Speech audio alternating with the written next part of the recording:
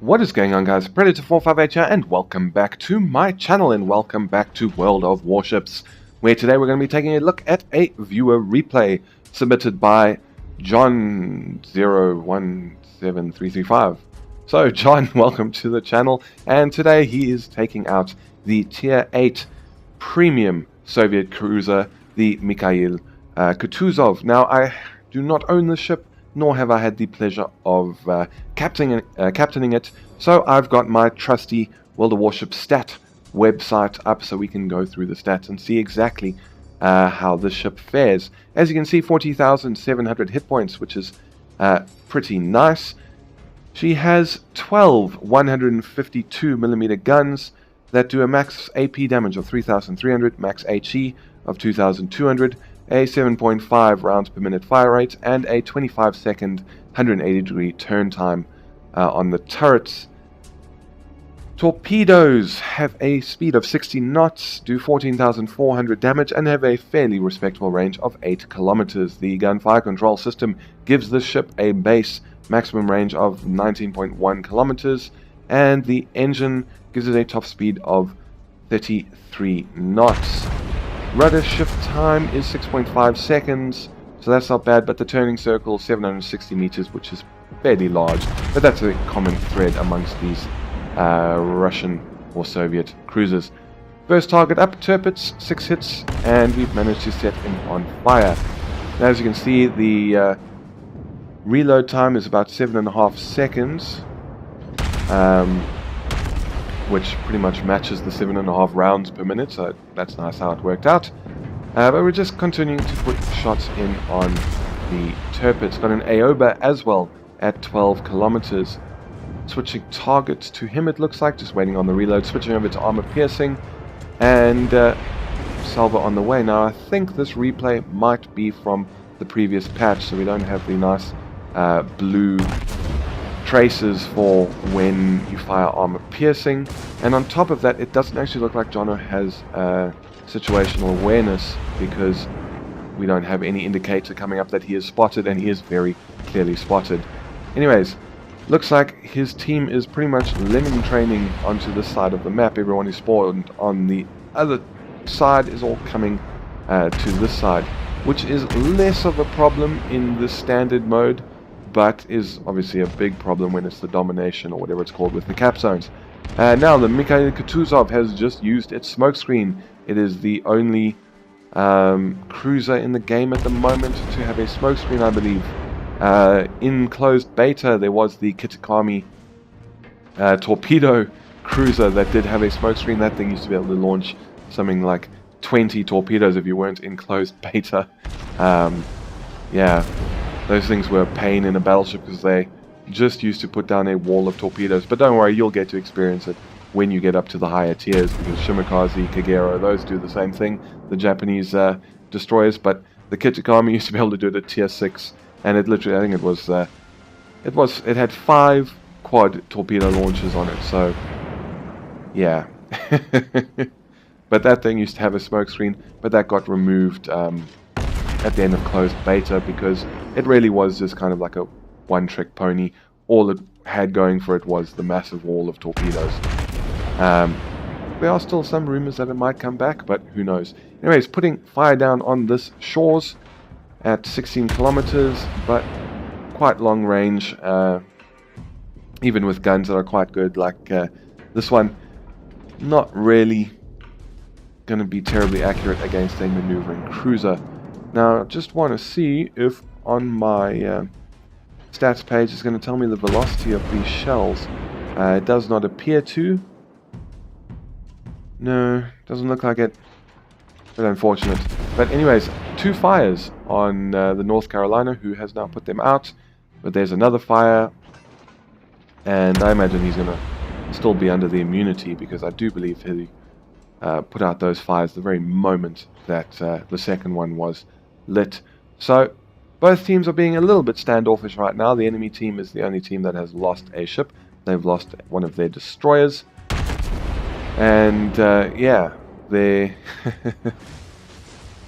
teammates are a little bit annoyed with how, or some of the teammates are a little bit annoyed with how the team is playing, especially because now they have a cruiser heading down the middle of the channel. Yeah, we all know how that tends to work, but you never know. Sometimes it does work if you catch them off guard, but we'll just have to see what happens.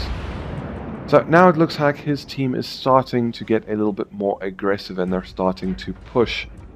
And it looks like John is going to follow suit maybe, and start turning and moving towards the enemy to start putting some pressure on, getting into a range where he can be a little bit more effective with his guns, because even though these are, you know, they don't have the hang time of the Cleveland, it still takes them 11 seconds or so, 12 seconds to reach out to targets at 17 kilometers. And when we're talking about a cruiser, that is plenty of time for them to do some evasive action. And we got a Colorado Nuremberg who looks like he is hugging the border. Indeed he is, so good job to you. Switching over to armor piercing, see if we can get some citadels. I mean, the match has been going for 6 minutes now, and he's already landed 58 target hits.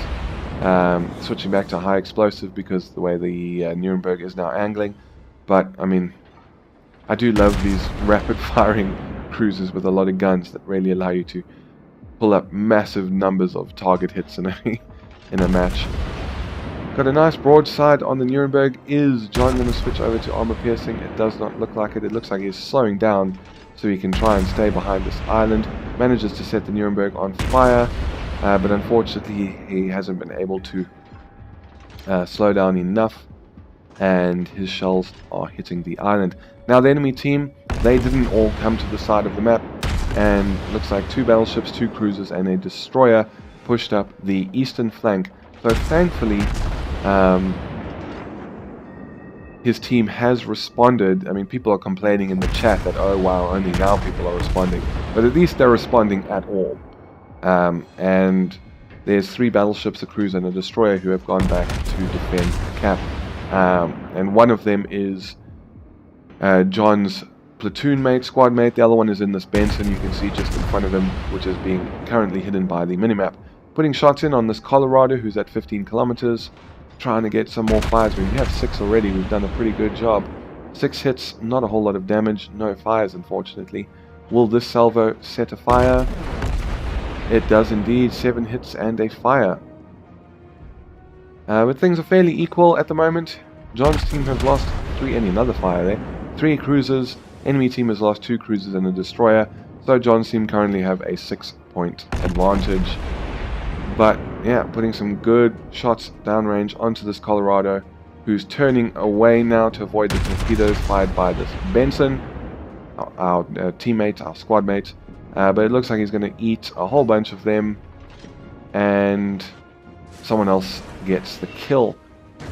But a good amount of damage to that guy, and removed what I'd still consider to be a fairly dangerous battleship from the match. Shaw's now at 14.5 kilometers, so opening fire on him.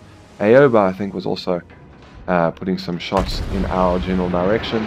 Slowing down, popped smoke screen again.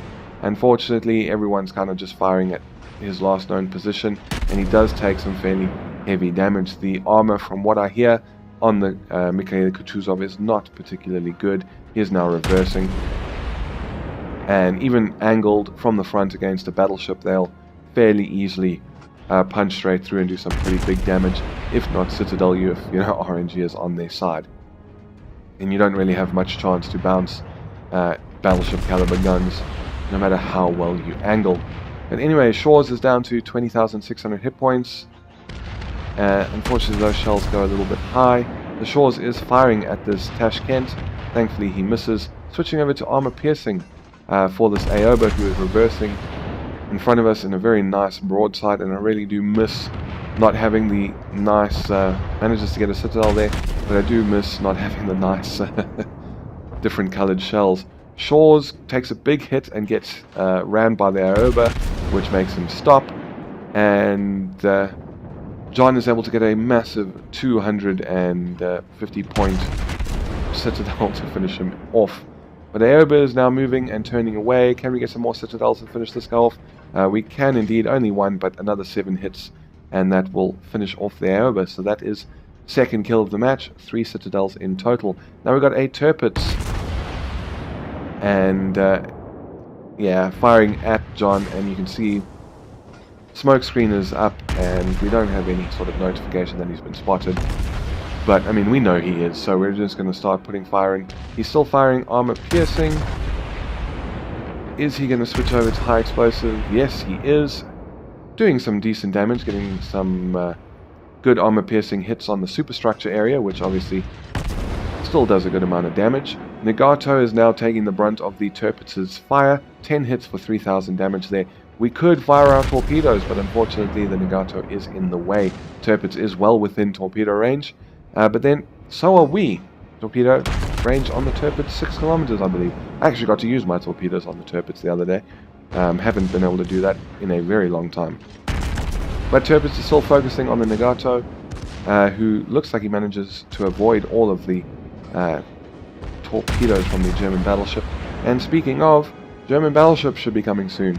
Probably not the next patch, 5.8 or 5.9, whatever the next one is, but maybe the one after that, because the models are in-game if you get onto the public test server. You can go and look at them. I, unfortunately, due to my completely crap and incredibly slow internet, I cannot really ever download public test servers because it just takes too damn long. But anyways, his Benson squadmate manages to finish off the Tirpitz, and now the North Carolina on the enemy team, Shuai 890527, what's with all these numbers, people, is heading up the channel, and John's squadmate in his North Carolina is going to head towards him. Spectre Mage is going to head into the channel towards the enemy North Carolina.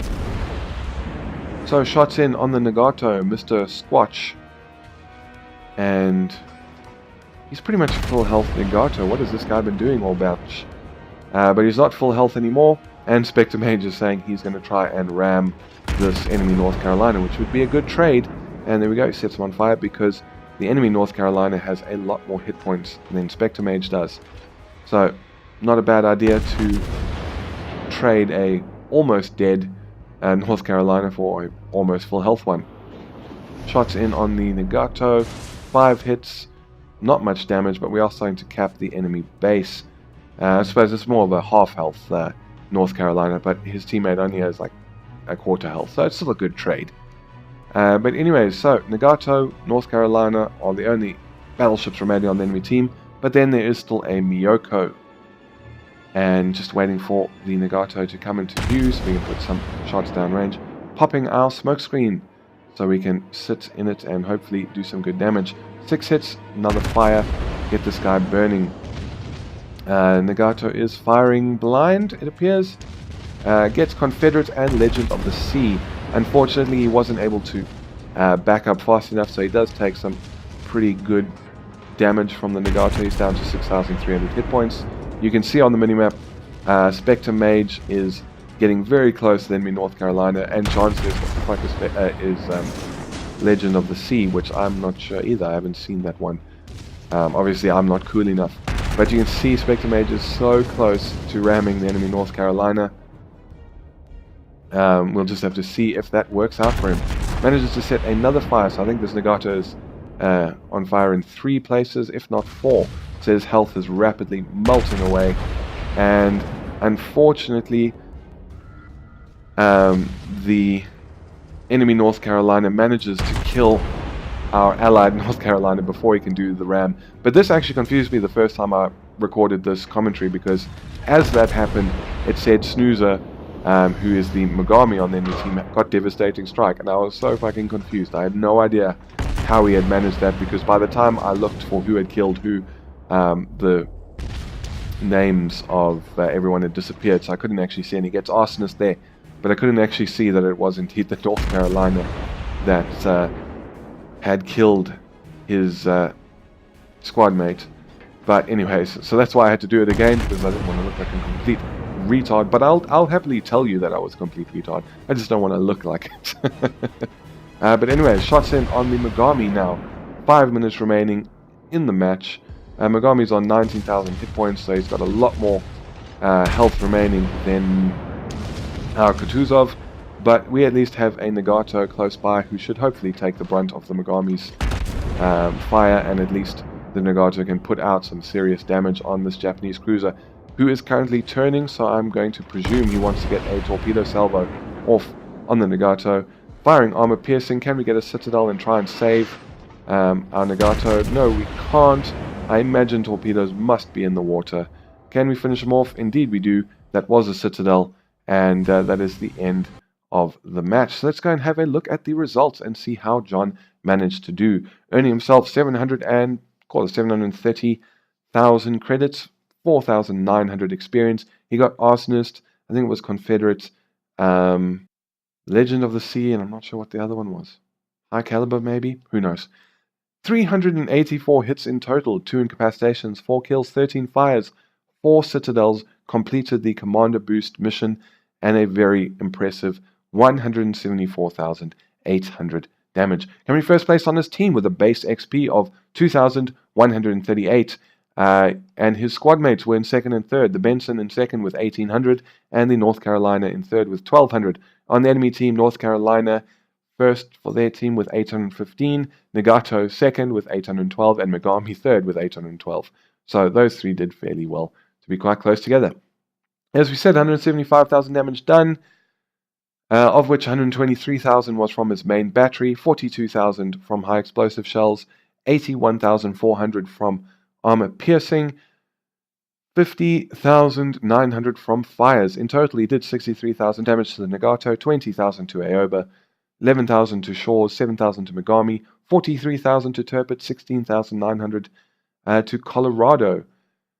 So yeah, a really good game, and I wish I had the ship. I wish I could afford it, but not at the moment. But anyways, John, thank you very much for sending in this replay, and I do hope you enjoyed seeing it on my channel, and I hope you guys all enjoyed watching him go to work on the enemy team. But that is it for this video. If you enjoyed, please feel free to hit the thumbs up button down below, and consider subscribing for more World of Warships, Armored Warfare, and a few other things that are thrown into the mix from time to time. But that is it from me. Thank you very much for stopping by.